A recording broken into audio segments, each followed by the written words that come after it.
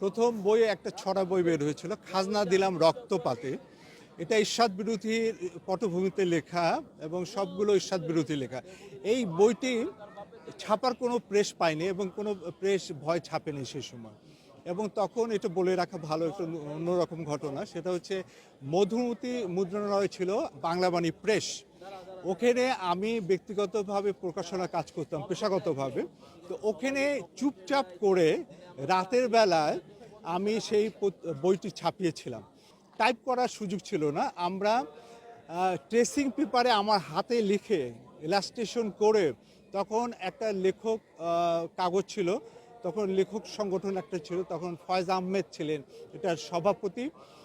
সেখানে দরখাস্ত দিয়ে সহজভাবে অল্প টাকা দিয়ে সেই সময় লেখক কাগজ নিয়েছিলাম। সেই লেখক কাগজে এই বইটি আমি ছাপিয়েছিলাম।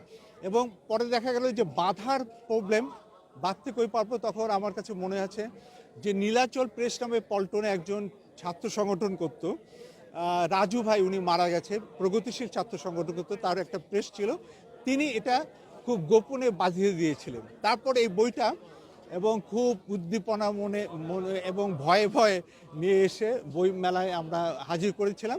সেই সময় এই বইটা অনেক চলেছিল। এই একটা স্মৃতি আমার কাছে।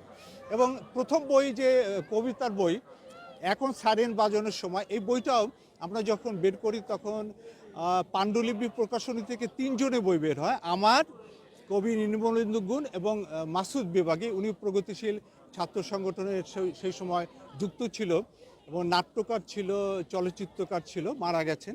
এই 3 জনে বই বের করে আমরা সেই বইটা যখন ছাপি, সেই পুরনো ঢাকায় প্রেসে সারা রাত জেগে সেখানে কালি লেগে আমাদের জামা কাপড় নষ্ট হয়েছিল। এই স্মৃতিটুকু মনে আছে। সেই সময় কি উদ্দীপনা নিয়ে আমাদের প্রথম বইটা বের হয়েছিল এবং সারা রাত জেগে আমরা বই বের করার সঙ্গে যুক্ত ছিলাম।